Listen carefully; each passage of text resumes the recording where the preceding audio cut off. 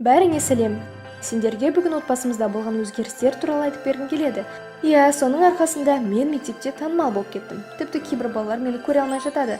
Негізі оларды да түсінуге болады. Бәрі әкемнің арқасында болды. Шынымды айтсам, біздің өміріміз осылай күрт өзгеріп кетеді деп ойламаған екенмін. Бірақ өмірде бәрі болып тұрады. Менің атым Аружан. Осыдан бірнеше жыл бұрын анам бізді тастап кетіп қалған. Неге олай істегенін мен де, әкем де түсіне алмадық. Әкемнің сөзіне қарағанда екеуі бір-бірін ұнатып үйленген. Бірақ жылдар өткен сайын анамның көңілі құлазып, үнемі мұңды жүретін. Еркіндік жетіспейтін де еді. Алайда әкемді қатал адам деп айта алмаймын. Анамның айтқанын орындайтын, қайда барамын десе де жібере беретін.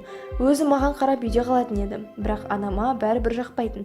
Әсіресе мен дүниеге келгенде қатты өзгерді дейді әкем. Менің босанғаннан кейін өзін бақытсыз сезініп, терең күйзеліске түсіпті.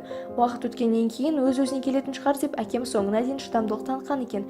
Әйтсе де уақыт өткен сайын анамның отбасына деген көңілі мүлдем суып кетіпті. Мен есейгеннен кейін де әкем анам екеуінің арасындағы жағдай реттелетін шығар деп үміттеніпті. Бірақ жанжал үдей түскен. Иә, анамның қабағы түсіп, көңілсіз жүретінін жиі көретінмін. Тіпті бір күн бойы бөлмесінен шықпай қоятын. Менімен де сөйлеспей сіресіп отыратын. Ал әкем үйден шығып кетсе болды, телефонға жармасып ұзақ уақыт біреумен сөйлесіп отыратын есімде.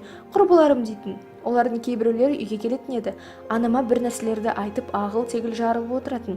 Құрбылар келген кезде мені бөлмемнен шығармай қамап қоятын. Қарным ашып, әжетханаға барғым келсе де шығуға рұқсат бермейтін. Ал әкем үйге оралды-ау дегенде кетіп қалатын. Жейтін тамақ қалдырмай кететін өңшең мешкейлер. Әкем үйге кіре сала мені құшақтап басымнан иіскейді. Күні бойы не істедің, немен айналыстың деп сұрайтын. Мен болсам қарным ашты деп жасырмай айта салатын. Сол кезде анама ұрсып, қызыңа дұрыстап қарамайсың ба, неге тамақ жоқ деп айғайлайтын. Анамды көрсең бірден көк долға айналатын. Өзіне бас салып бар даусымен шыңғырып ваннаға кіріп кететін. Сосын әкем пиццаға тапсырыс беріп, мені тамақтандыратын. Кішкентай кезімде осындай оқиға өте жиі болып тұратын. Ал мен өскен кезде бәрі өзгерді. Әлі есімде, бір мәрте әкем жұмысқа кетіп қалды. Ол кезде мен мектепте оқитынмын. Сабақтан кейін үйге келсем, топырлап құрбылары отыр. Олардың аттарын да білмейді екенмін. Ұзақ отырып әңгімелесті де бір кезде анам бөлмеге барып киімдерін жинастыра бастады. Құрбылары болса шыға берісте күтіп тұрды. Мен қорқып кеттім. Қайда барасың деп сұрап едім, жауап бермеді. Мен қатты жыладым, бірақ менің көз жасым оны тоқтата алмады. Кетіп бара жатып қолыма телефон ұстатты да, мен кетіп қалғаннан кейін әкеңе хабарласып, үйде ешкім жоқ деп айт деді. Негізі анам қайтып келетін шығар деп ойлаған едім. Мен қоштаспастан кетіп қалды. Сол кеткенмен мол кетті. Содан кейін көрген жоқпын. Мен оны бір сағаттай күттім. Қайтып келер дегенмін. Өкінішке орай келмеді. Сосын әкеме хабарластым. Анам кетіп қалды деп едім, жұмысын тастай салып үйге жетті. Әкем қалай болғанын, кімнің келгенін ұзақ сұрастырды. Мән жайды толық айтып бердім. Телефонына хабарласып еді, анам көтермеді. Әкем еденге отыра кетті де өкіріп жылап жіберді. Мен әке қойшы, жыламашы деп едім, мені құшақтап одан бетер жылай берді. Анаң бізді тастап кетті деген кезде арқама біреу қанжар сұғып алғандай әсер алдым. Сенгім келмеді. Мен оны күнде күтіп жүретінмін. Содан бастап әкем жұмыстан ертерек келетін болды. Мен болсам шешемді күтумен болдым. Ақыры ананың тастап кеткенін мойындадым, қабылдадым. Бірақ бар кінәні өзімнен іздей бастадым. Ешкімді көргім келмеді. Тірі жанмен сөйлескім келмеді. Мектепке де баруды да қойдым. Жалғыз өзім үйде қамалып отыра беретін болдым. Әкем мен де сөйлесуге құлқым болмады. Байғұс әкем менің көңілімді көтеруге тырысатын, бірақ жан жарамды емдеу мүмкін емес еді. Сөйтіп жүргенде бір жыл өтіп кетті. Әкемнің жұмыстарында проблемалар басталды.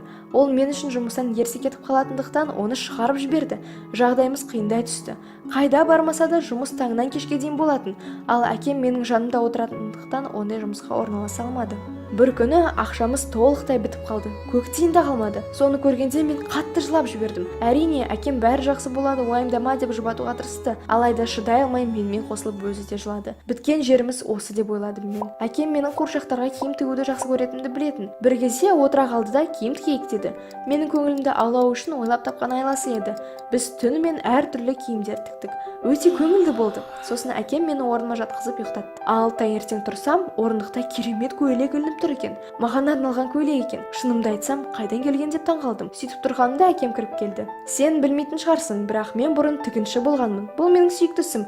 Алайда көп уақыттан бері айналысқан жоқ едім. Қазір қайтадан бастаудың реті келіп тұрған сияқты деді. Әкем шкафтан тігін машинасын және маталарды алып шықты да тіге бастады. Екеуміз бірге отырып әртүрлі көйлектердің үлгісін ойлап табатынбыз. Маған арнап футболка, костюм тігіп беретін. Әкемнің қолынан шыққан киімдерді киіп алып сыныптастарыма мақтанғым келді. Сөйтіп сәнді киімдерімді киіп алып мектепке баратынмын. Бірінші күні барған кезде бәрі мені қоршап алып әдемі көйлекті қайдан алғанымды сұрастыра бастады. Ал мен болсам өзімше болып әкем тігіп берді деп мақтандым. Иә, әкемнің керемет тігінші екенін айттым. Олар қатты таң қалды. Мектептен келсем, тағы бір жаңа көйлек дайын тұр екен. Солай күнде жаңа киім киетін болдым. Елдің бәрі маған қызыға да қызғана қарайтын. Ал менің төбем көкке жететін болған.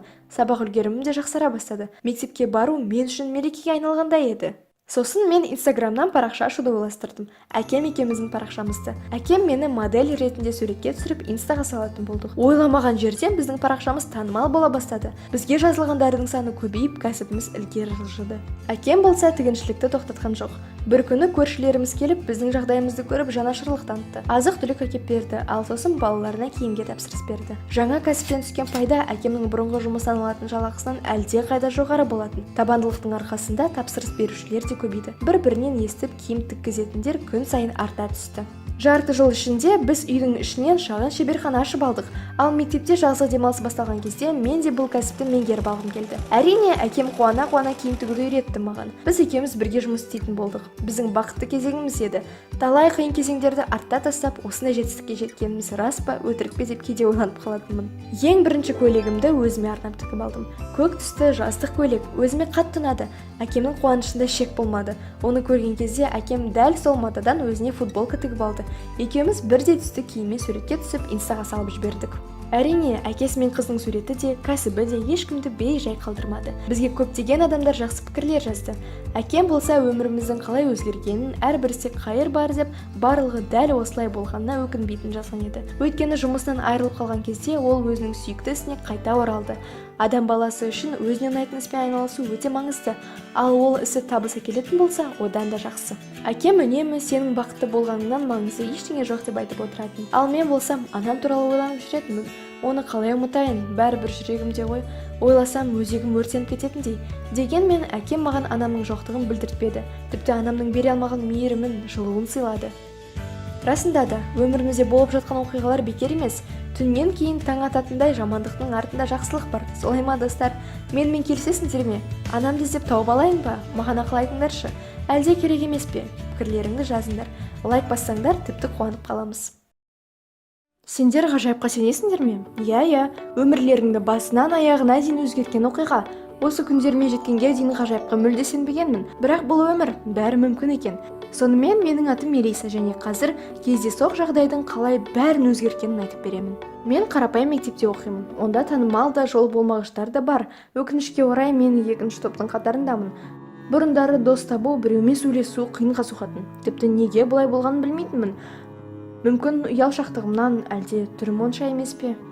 Нәтижесінде өз-өзіме деген сенімділікті жоғалтып, өте тыныш қыз болып қалдым. Мектепке жалғыз барып, жалғыз қайтамын. Әрине сыныптастармен сөйлесетінмін, бірақ тек сабақ, емтихан туралы. Ал мен бос уақытымызды бірге өткізіп, көңіл көтеріп, қыдыратын жақын достар табуды армандайтынмын. Мектепте мені бәрі ботаник Мелисса деп танитын және менімен шығарма немесе бір есеп шығарып беру керек кезде ғана сөйлесетін. Бұл әбден жалықтырды. Біреу мені пайдаланғаннан гөрі мүлде достарым болмағаны артық. Осылай мектептегі қызықсыз күндерім өтіп жатты. Егер сол бір кездейсоқ жағдай болмаса, бәрі осылай жалғаса беретін еді. Дүйсенбі күні мектеп фойесінде тұрғанмын. Сабақ бітіп кеткен, ал мен химия апайымен кездесуім керек еді. Сосын шүберек пен швабра ұстаған бір әйел еден жуа бастады. Мен жай ғана бақылап тұрғанмын. Мұндай жұмысқа қарамастан, ол жас әрі әдемі болып көрінді. Бет әлпеті көрікті, шашы әдемі жиналған және күлімсірегені сүйкімді екен. Менің қарап тұрғанымды көріп басын изеді, ал мен жауап ретінде жымидым. Жұмысын істеп біткен соң маған келіп қасыма отырды. Қолымдағы печеньемен бөлісіп, екеуміз біраз танысып, әңгіме құрдық. Әйелдің есімі Кейт екен. Біздің мектепке 2-3 бұрын орналасыпты. Оның өмірінде келеңсіз жағдай орын алып, ол қолындағының бәрінен айырылып, жұмысын да ақшасын да жоғалтып алыпты. Көз жасын сүртіп, кішкентай баланы тәрбиелейтінін айтып, осы жерде еден жуушы болудан басқа амалы болмағанын айтты. Өйткені басқа ешкім жұмысқа алмаған екен. Кейт бұл жерде жұмыс істеу өте қиын екенін айтты. Себебі оқушылардың бәрі мейірімді емес еді. Біреу оған қарқылдап күліп, тіпті келемеждеп кетеді екен. Ал басқалары тәкаппарлық танытып, ала көзбен аяғынан басына дейін қарап өтіп жатады. Сол сәтте Кейттің қаншалықты бақытсыз екенін түсіндім, және екеуміз де бірдей мәселеге тап болыппыз. Ауыр күрсініп, менің де жағдайым онша емес деп, бұл үлкен мектепте қатты жалғызсырайтынымды айттым. Біз әр нәрсені айтып, онымен құдды бұрындары таныс секілді едік. Анама өз мәселелерімді айта алмаймын, өйткені оны босқа әурелегім келмейді. Босқа уайымдап жүрегіне жақын алатын білемін, сондықтан менімен не болып жүргенін айтып тіс жармайтынмын. Кейт маған мұқият қарап шығып, сен өте сүйкімдісің, тек табиғи әдемілігіңді кішкене білдірту керек деді. Мұндай сөздер есту өте жағымды екен, өйткені бұл уақытқа дейін ешкім олай айтқан емес. Кейт ертең тағы кездесіп, маған жаңа кейпімді келтіруге көмек беретінін айтты. Мен кішкене ойланып қалдым, бірақ қарсы болған жоқпын. Келесі күні сабақтардың біткенін күтіп, қызметкерлерге арналған бөлмеге бардым. Кейт өз кезегінен кейін шай ішіп отыр екен. Мені көріп күлімсіреді де орындыққа отыр деді. Алдыма үлкен айна қойып қойды да кисточкалар салынған кейс шығарып, әртүрлі косметика салынған үлкен сөмке алды. Онда бетке арналған жақпалар, далаптар, бояулар өте көп екен. Шынымды айтсам, бұдан не шығатынын білмедім, бірақ қатты қызық болды. Кейт бетіме жақпа жағып, кезінде визажист болғысы келетінін айтып берді, бірақ өміріндегі жағдайлар профессионалды түрде үйреніп алуына кедергі жасапты. Мен қатты таң қалдым. Кейт мені айна алдына отырғызып, өте түсінікті қылып, нені қайда жағу керектігін, қай жерді жасырып, қай жерді керісінше барынша ашу керектігін айтып түсіндірді. Бірақ ол бәрі табиғи болған қалайды. Мен әлі оқушымын, сондықтан макияж барынша шынайы көрінуі тиіс деді. Мен де бәрін мұқият тыңдап, қолдың әр қимылын жаттап алдым. Ал айнадан бетімнің қалай өзгеріп келе жатқанын бақылап, таң қалғанымнан аузымнан сөз шығара алмадым. Бір сағаттан кейін өте нәзік макияжы бар әдемі және сүйкімді қызды көрдім. Бір сағат ішінде өзгеріп, мүлде басқа адам бола алатыныма таң қалдым.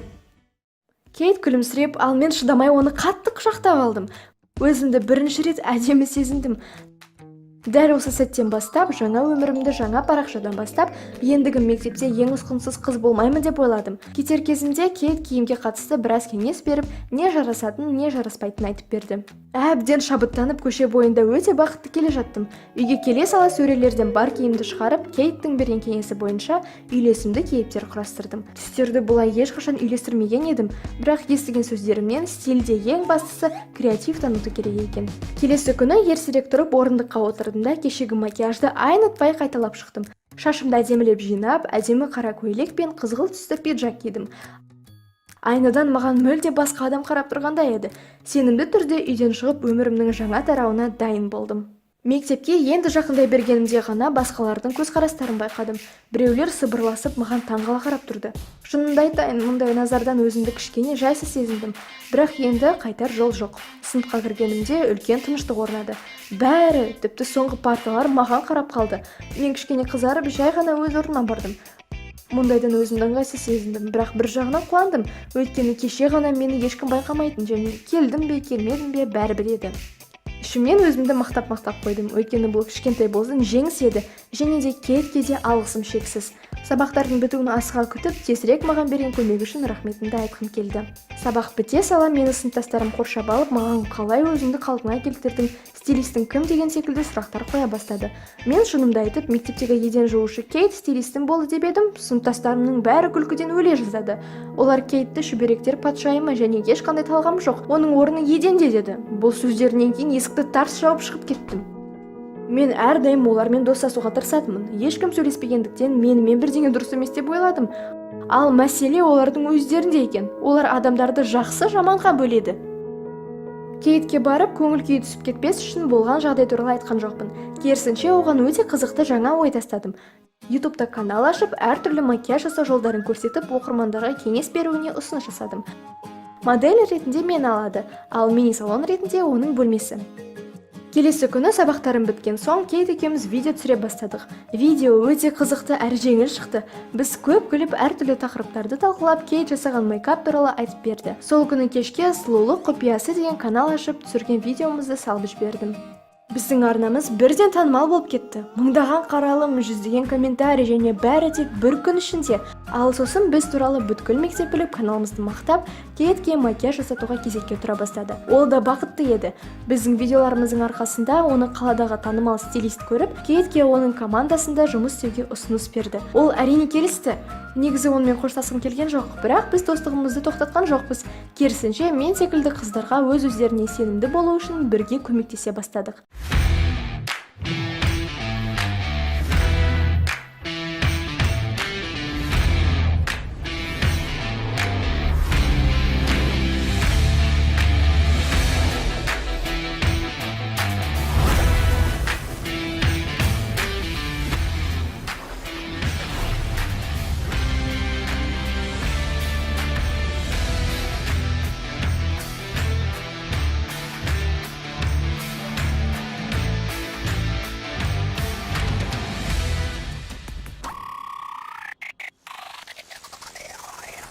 Әрі қарай не болғаны қызық шығар, иә?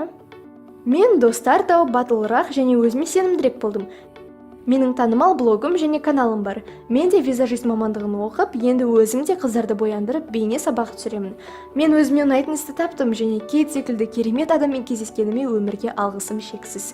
Егер видео ұнаса, лайк басып, комментарий қалдырыңыздар. Каналға тіркелуді ұмытпаңдар.